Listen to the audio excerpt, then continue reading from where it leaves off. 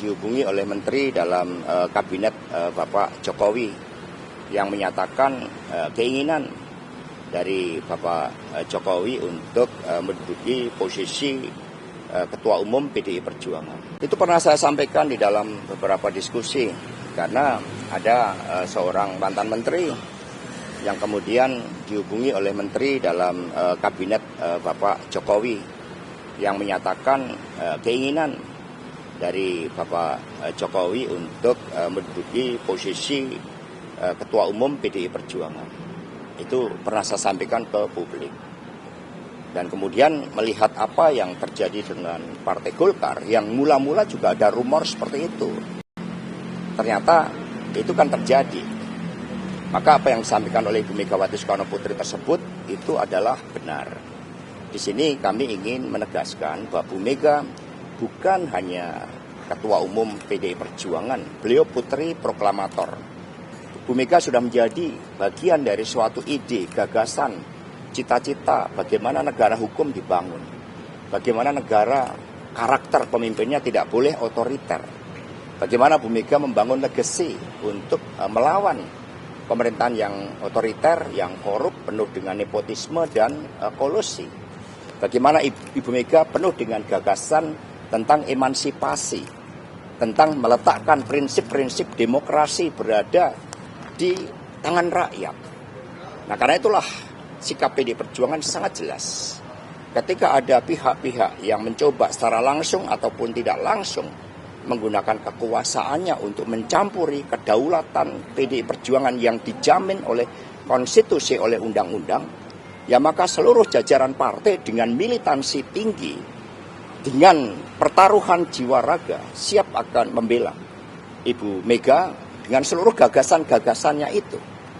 Nah, sehingga Ibu Mega justru menyatakan untuk bersedia menjawab permintaan dari Rakernas ke-5 yang memohon Ibu Mega untuk berkenan menjadi Ketua Umum PDI Perjuangan kembali. Karena ide untuk membangun demokrasi, untuk setia pada konstitusi, setia pada jalan demokrasi, setia pada kedaulatan rakyat, ini ada pihak-pihak yang mau mengganggu prinsip-prinsip fundamental dalam kehidupan berbangsa dan bernegara.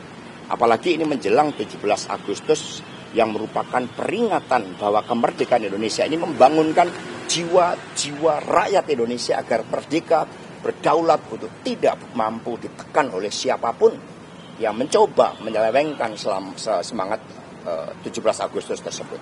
Percobaan mengambil alihan ketum PDIP itu kapan sih, Mas? Ya, semuanya kan dari rumors yang kemudian muncul menjadi bisikan-bisikan, lalu muncul menjadi suatu gerakan. Kan kami juga belajar dari partai politik lain. Kedaulatan partai itu dilindungi oleh konstitusi. Kami warga negara yang sah, kami partai yang sah, sehingga pemilu kada pun sekarang sepertinya itu mau digeser hanya untuk kekuasaan itu.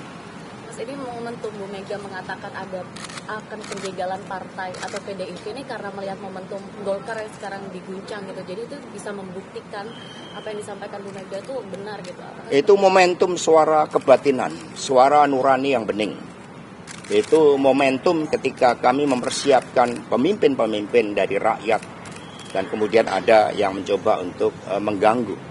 Di antara calon kepala daerah yang diumumkan kemarin, calon wakil kepala daerah itu ada sosok yang mulai berkarir di PDI Perjuangan itu sebagai office boy. Kemudian dia belajar manajemen, belajar komputer, mengambil S1, S2, akhirnya terpilih sebagai anggota DPR RI dan sekarang mau meranding ya sebagai salah satu pimpinan kepala daerah. Ini menunjukkan bahwa PDI Perjuangan menempatkan pilkada itu sebagai proses dari arus bawah agar setiap warga bangsa bisa menjadi pemimpin dan tidak boleh ada pihak manapun yang mengganggu hanya karena kepentingan pemilu 2029. Mas, kemarin kan Pak Ahok bilang seharusnya pilkada ini untuk koalisi partainya dibatasi gitu agar tidak rombongan gitu partai yang koalisi. Nah, ini menurut Mas Hasto sendiri senada dengan? Ya, prinsipnya kedaulatan rakyat harus dihormati. Aspirasi arus bawah itu tidak boleh dihalang-halangi oleh kekuasaan. Itu juga menjadi kesadaran dari elit-elit partai politik. Buat apa ada regulasi detail ketika spirit penyelenggaranya itu tidak memahami aspek-aspek fundamental dari kedaulatan rakyat itu.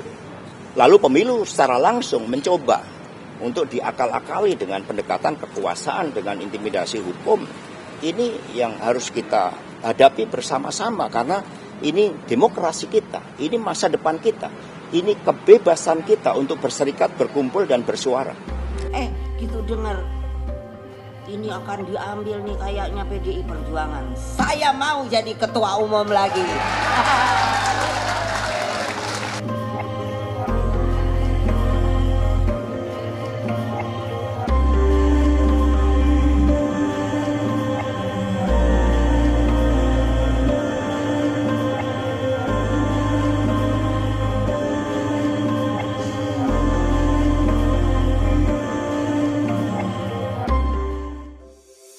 Antara banyak sumber informasi, kami layak dipercaya. Karena kami menggali lebih dalam, berpihak pada kebenaran, berpegang pada data dan fakta, agar layak Anda jadikan referensi. Kompas TV, independen, terpercaya.